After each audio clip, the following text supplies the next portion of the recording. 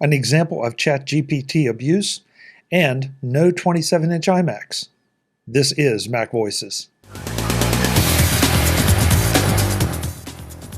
MacVoices is supported by the MacVoices Slack. Discussions, questions, and answers, and a place to talk tech with your friends. The MacVoices Slack is available to all patrons of MacVoices. Sign up at patreon.com/MacVoices and join in. Welcome to MacVoices. This is the talk of the Apple community, and I'm Chuck Joyner.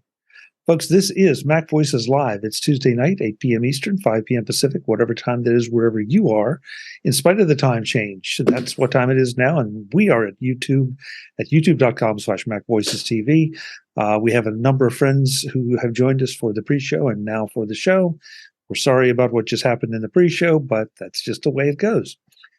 Number of things to talk about, as always tonight.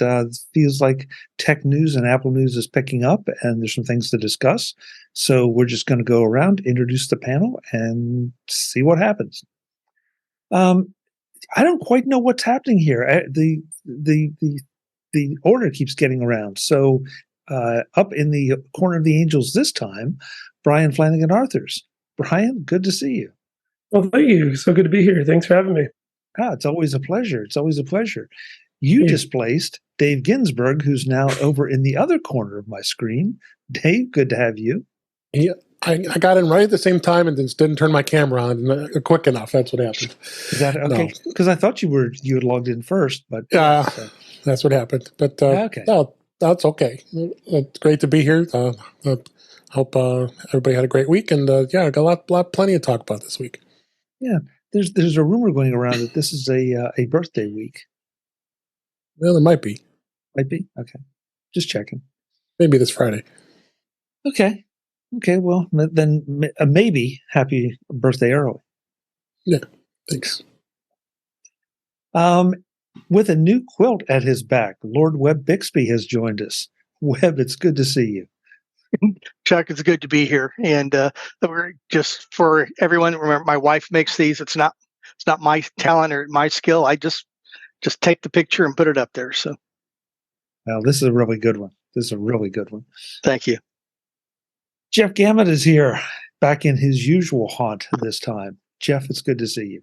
It's good to see you. Sorry, the wrap just kind of took off and fizzled out. Give me time. I can fix it. Okay, that's fine. Maybe by the time we get to After Dark, it may have improved. If I'm failing to answer questions throughout the show tonight, it's because I'm working on a wrap for you. Oh, great. And one of the reasons that wrap fell apart tonight, Eric Bolden is here. Eric, good to see you and your bird. Could have brought a different bird. Something that worked in a little better. I was off because of all of the updates, the watch update and the speakers and the phones and everybody updated today. Probably shouldn't have done it right before the show, but well, and you have even an Apple shirt on. Very nice. Very nice. It's in the process of updating too. It'll be blue at the end of the show. Yeah. Mark Fuccio is here with another background. Mark, it's good to see you. What is your background representative of this time? Oh, this is Apple's daily close over the past couple of months. It had a very interesting pattern these past couple of days, so I made some notes about that for people who have such interests. And Apple, along with Microsoft and others, they've been pulling up the NASDAQ these past couple of days. So it's there. And after you finish your introduction, if I could come back, I have a very short little file I'd like to play for the benefit of the panel and our listening audience. Okay. I'm a little scared about that. What could possibly go wrong? Yeah, well, we will see with this group. Last but absolutely not least, he's still stuck in Cupertino on Halloween. Mr. Jim Rea. Jim, good to have you. I think it's good to be here. I'm gonna reserve judgment, but I see my hat matches Webb's quilt. And at least on my screen, it matches some of Mark's chart. So I was thinking that too. Yeah. Looking good. Looking good. All right. So before we get into it, honestly, folks, I have no idea what's coming. So, Mr. Fuccio, take it away. Okay, so we all know what the favorite introductory showstopper joke is, and we've all heard of ChatGPT. So, I've had ChatGPT compose a poem, and I've used Siri on a Mac to read it. So, here's a little thing. I hope the audience, can hear this. I hope the, audio coming through, gets picked up. If not, we'll have to do some other magic in the future. But anyway, here goes. The Underpants song, Ode to Jeff Gamet by ChatGPT. In the quiet hours of night, with joy, I scheme to share a podcasting dream, a vibrant theme. In Underpants, I stride with spirits high, shouting Underpants. That's Jeff Gamet at his best. Before MacVoices live roll call begins, I shout Underpants loud. From deep in my soul, a playful signal, a joyful, carefree start. Underpants, Underpants, Underpants. For tech discussions, in this podcast age, in Underpants, the world is my stage. Removing Underpants, we set our spirits alight, embracing Jeff Gamet with delight. With every shout, I cast away the night. In Underpants, we champion Jeff Gamet, shiner of light. No judgment here, just laughter and delight. In MacVoices Live, we boldly take our flight. The pleasures of this podcasting spree, Underpants, we proclaim, while living so free. If you ever find yourself alone, in the stillness of your private zone, embrace Jeff Gamet, and let your voice take flight, shouting Underpants, and you'll podcast through the night. I don't even want to know what the prompt was for that. If there were, this is where AI can go very wrong, right here. I'm not even going to try and improve what I did before the show, because that's a really hard act to follow. It's all to you, Jeff.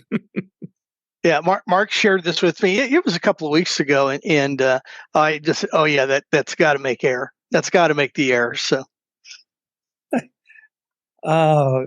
okay, so let's try to turn it into a little bit of a story here, just for the fun of it. So, what did you feed ChatGPT, Mark, to get it to spit that out? Did you have to do multiple variations? It's probably just the link to my OnlyFans site. No, I had to go through probably a dozen iterations or so. Starting with write a poem. Write a poem. Celebrating Jeff Gamet, where he's shouting Underpants on podcast MacVoices Live, and it came back with something, and then we iteratively refined it, and then had it ask it, okay, make that in the style of Edgar Allan's Poe the Raven, and it came back a little more interesting rhythmically than some of the original things. And then when it was all said and done, I went in and edited some things just because it was, a little wordy and clunky. And when it was all done, if anyone opens the terminal, the say command, you can have it read and dictate a file and then save it back out as an AIF file. And that's what I did. And now that it's out, I think I can upload it into Slack, and we'll share it with everybody. Sounds good. Or that's going to be a #1 hit this holiday season. Yeah, I'm thinking Jeff, I'll share the royalties with you 50-50. That's your generosity knows no bounds. Yes, that's the best. I can't wait to hear Mariah Carey's version. I was just going to say, put that on iTunes and let's wipe Mariah Carey out, because I'm already sick of her Christmas songs. So, and it's not even Thanksgiving yet. Well, let's start out with something that we've talked about here ad nauseum, and I think though that it's still now it's official. We will not see a 27-inch iMac. Yep. Yep. Okay. It's okay. Eric was cheering for reasons that I'm not quite clear on. Well, because that means either a 32 or a 34 or something slightly bigger. Oh, I think you're going to learn the definition of disappointment on this one. Yes, you are. Mhm. I don't see it. Well, we do have a Mac Studio with the Studio display, and I am perfectly happy with that.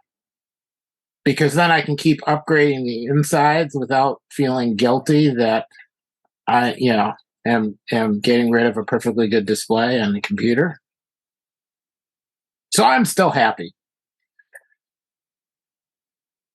What I'm trying to figure out the happy part because it's not like if it existed that you would have to buy it.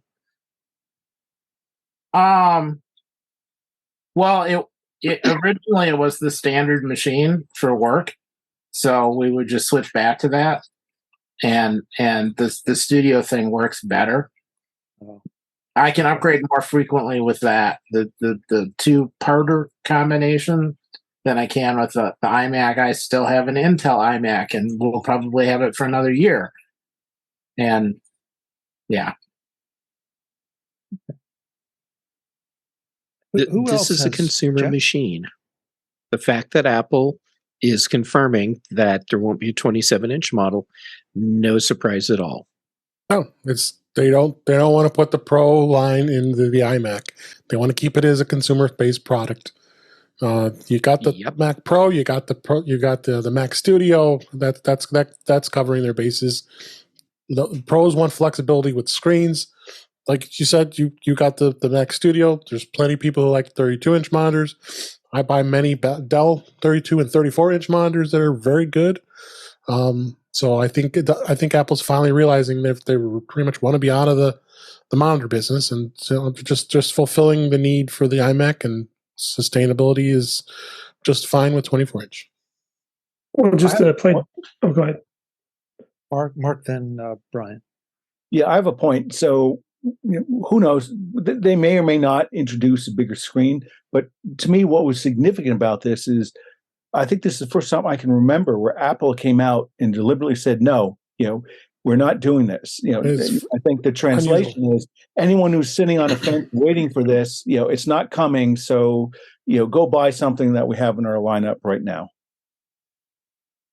I was about to say the only time that I would agree that Apple's ever come out and said something like that was with the trash can Mac Pro, when they says this is the end of the line. We're not going to update this one too. So, but I agree that those are the only two times that I recall it. So, Brian, I was going to say, just playing a little bit of devil's advocate, we do have a little bit of a precedent with the consumer line MacBook Airs. They were, with the original one, that the M2 was originally released as a 13-inch, and then just recently as a 15-inch.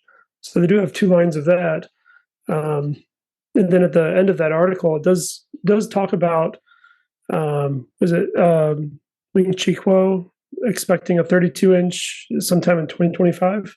So possibly. I mean, I'm using an iMac right now, also an Intel, at 27-inch, and at this point in time to replace it, I think I would go more component based. I wouldn't do the iMac myself either, even if the larger screen were available. Mm-hmm. I wouldn't hold my breath for a larger screen iMac based on Ming-Chi Kuo's predictions. Yeah, I mean he doesn't have a solid track record. Mm-hmm. And he's trying to build a tapestry from the threads of bits and pieces he gets from supply chain. Mm-hmm. So, yeah, don't hold your breath for that big screen iMac. So, if they did go with a big screen iMac, though, would they meld an iMac and a Studio display? Because that would seem to take the price point way off the charts for an iMac. That certainly wouldn't feel like a consumer machine anymore, which is what the iMac is supposed to be. Yeah. Unless you start putting different M3 chips in it. But then it's not a consumer machine anymore. Well, don't forget, just they used to have an iMac Pro, so it is. Yeah, but that was the stopgap machine until the I Mac know. Pro came out. I know, and I agree. I think with everyone here that's saying that pros want their own particular monitors, and by having a componentized Mac Mini ultra fast kick-ass machine, they get the ability to get fast machines and get a much more periodic upgrade in performance versus amortizing a system with a monitor. So I think I tend to agree. If this panel sentiment is that we're at the end of the line of seeing large panel paneled iMacs from Apple, but you never can tell. They could change their mind again and come out with a curved 38-inch. I'm just inventing stuff here to illustrate it, but they could come out with a curved, really big iMac display. So just let's not be in the prediction business. Let's just sit back and watch and be in the analysis and interpretation business. The one thing I want to throw out, though, because I specifically looked this up today, if you really feel the need for a large screen with an iMac, you can get it because you can connect up to a 6K display through one of the Thunderbolt ports. That's option one. Option two is you buy a dock from OWC or CalDigit or Satechi or any of those folks, and then you have a second display. You have whatever size you darn well please. Mm-hmm. And by the way, you also have a nice, gorgeous little 24-inch iMac 4K display as your second display. So and that way you can kind of scale the cost of your second display depending on how big you really want it or how big you need it.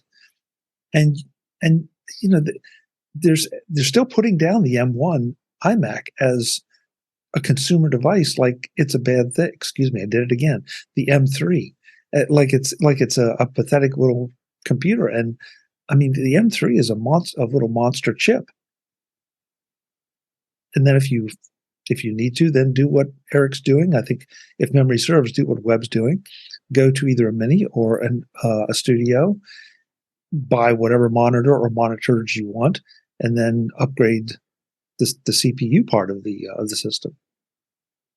So I mean, if I had a choice, I would prefer to have a 27-inch iMac if I were in the market for an iMac, but the 24 isn't that bad. Yeah, haven't they said that the resolution of the 24 is, as far as pixels, is equivalent to the previous 5K 27-inch or something along those lines? There was some way that Apple justified it. But I agree with you, Chuck. My office computer is a Studio with the M1 Ultra chip, and I'm fine with it. I don't plan on upgrading that to an M3 only because I don't see the performance boost would be that significant. So, as opposed to where I came from. So, Jim Rea, you're awfully quiet. Well, I don't know. I partly, agree with Mark that who knows what whoever knows what they're going to do. The thing is, today they have officially made us, their PR representative has said we're not coming out with a 27-inch all-in-one. So that's pretty newsworthy. I can't remember. Apple usually doesn't tell us anything about something that's not announced. So this is pretty noteworthy. And I would think, they're probably not going to be dancing on a pin and, come out with a 32-inch, 3 months from now and say, well, we didn't say 32-inch, we said 27-inch. So probably they have no short-term plans for something bigger, but, long term, who the heck knows, a year from now or 2 years from now. Personally, I was always puzzled by the emphasis on the all-in-one design.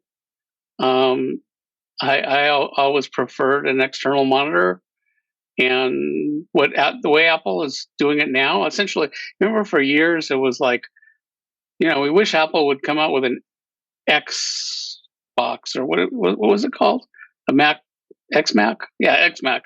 I think that's what John Syracuse called it, which is essentially what either a Mac Mini or a Mac Studio is now.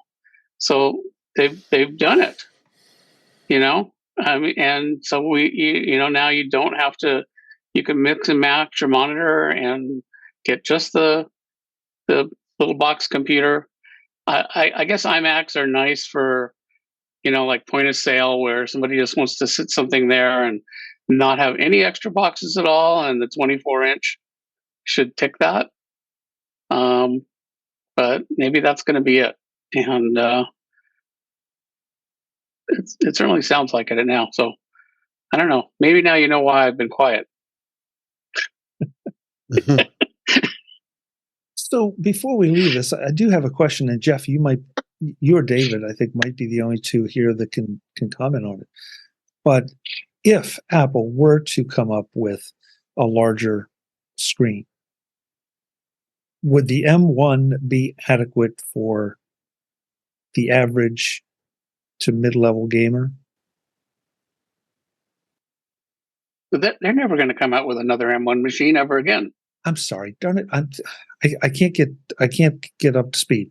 M3 is what I meant. Sorry. No, you're right, Jim. Thank you. Being I'm not a gamer, it's hard to say. 32-inch monitor seems to be a sweet spot lately on many monitors, and that would be a nice gaming display. But then again, Apple has surprised us in many ways. What they've done lately, and they, like I said, I'll go back to my comment that they may just stay out of the monitor business and just let third-party companies do it. Which is a funny thing to say, since they actually are in the monitor business now, after not being in it for like a decade. Right. But at the high end, that's the thing. This is in the consumer end or the lower end. Many people can't afford that. Can't afford that higher priced monitor. But Apple's always in the high end of every market. That's true. Yeah. Yeah. So everything Dave said, absolutely nailed it. Then to build on that,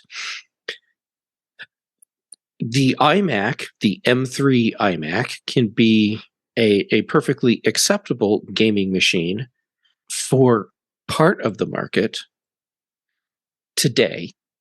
It can be a perfectly usable gaming machine for a wider part of the market if developers take advantage of the new features that are in the M3 chip for graphics.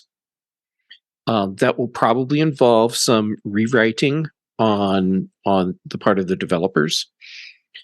So if Apple can get them on board, then it does become a reasonable gaming machine for a much larger group of gamers. But the reality is, with Apple's hardware today, I think you're still hard pressed, regardless of how good the hardware is. You are still going to be very hard pressed to convince a serious gamer to buy a Mac. They're going to build their totally tricked out custom PC and play their games there. I agree. I agree with. I think what you said is this expands the market, available market, maybe for casual gamers, but the hardcore gamers, they're going to buy the latest NVIDIA card and latest AMD processor and custom build their system. But this at least will get Apple a little bit more credibility with casual gamers. And again, I think they're big enough now that they're just looking, it seems, for incremental expansion of their total available market, for their Macs. And I think that offering people more choices of monitors, is a way to cater into doing that. Because consumers get more choice, which is always a good thing, as well as they get the ability to have more maybe frequent upgrades. Because I've been amazed that it seems like every year we've had a Mac Mini and Mac Mini Studio, et cetera, upgrade. So I think that Apple's ability to concentrate and to focus, I think, ultimately is a good thing for Apple, for its partners, for customers, for shareholders, for everybody. I'm not a gamer, but is there on the Windows side, are there all-in-ones that are, No. substantial in gaming? I didn't think so. No, my impression was that gaming is all towers and, like Mark said, tricked out with the highest NVIDIA GPU they can get. And Apple's not even comparing the M3 GPUs to tricked out high-end NVIDIA GPUs. I thought that was an interesting thing about the presentation last week. They talked about M1s, comparing with M1s, comparing with Intels. They said nothing about comparing it with high-end NVIDIA GPUs. So it sounds like they don't think that would be a good comparison. No, it's not one they can win. And again, as I say, I think they're just trying to incrementally make the Mac more attractive for gamers. So the hardcore gamers, I don't know, that's maybe 5-10% of the gaming market. They'll never switch, but people in between, maybe they could get them to switch away from a Windows machine, especially since for the past couple of years, Intel seems to have really stalled on their ability to offer faster processors, and M1, M2, M3 are really very highly performant chipsets and embedded to highly performant systems. So I used to be critical of Apple, for all their, they're talking about, all their specs and things. But after watching last week's keynote, I think that it's a marketing strategy to cater to get, all the Windows deadheads who are used to, battles of gigahertz and other speeds and feeds, to give them reasons, to embrace and jump onto an M3, M2, or originally M1, Mac-based platform by speaking to them in a language that sort of resonates with them. And especially if after that last one, as I said, last week I counted, they 3 times they really stuck it to Intel about how much faster the M3 would be than old Intel gear. So I think those are some of the dynamics at work behind this generation of M3-based Mac products.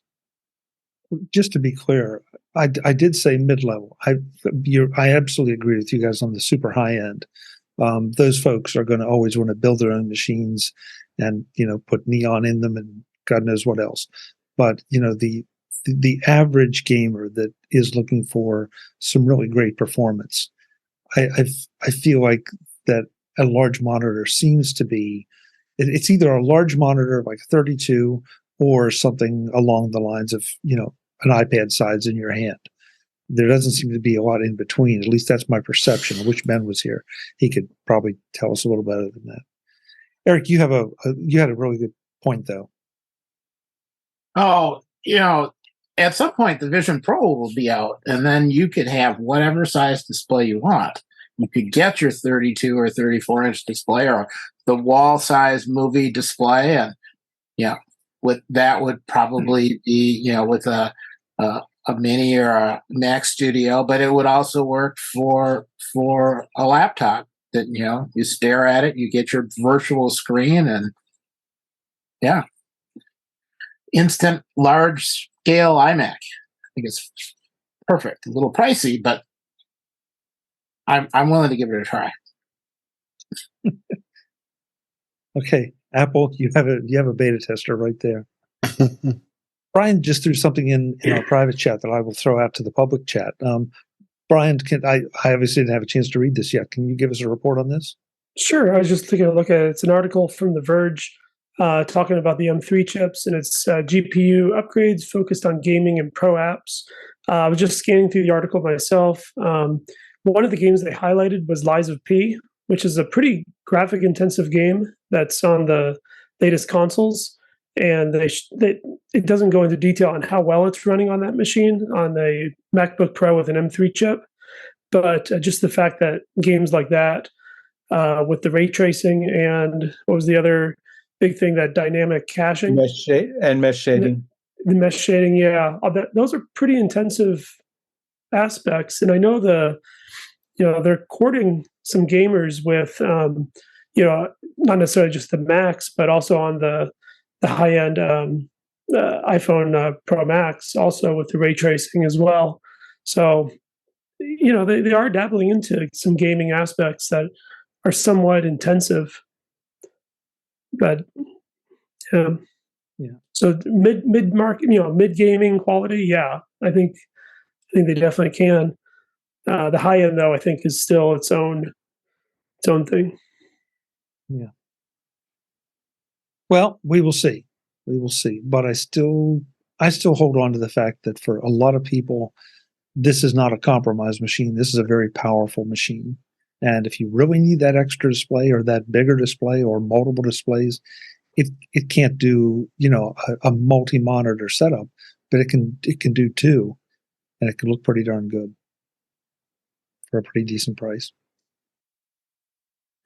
This MacVoices Live panel is back next time to continue our ChatGPT discussion, discuss Apple's assertion that Android is one big tracking device and the internet's reaction to that, and how the White House is reacting to artificial intelligence.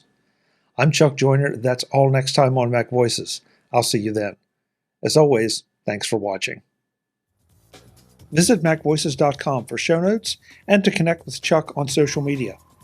Get involved in our Facebook group or like our Facebook page, and get more out of your Apple tech with Mac Voices Magazine, free on Flipboard and on the web. And if you find value in it all, consider supporting us through either our Patreon campaign at patreon.com/MacVoices or making a one-time donation via the PayPal link on our front page and in the show notes of each episode. You will join these fine people who help bring you Mac Voices each month. Advertising handled by Backbeat Media at backbeatmedia.com. Bandwidth provided by CashFly at cashfly.com.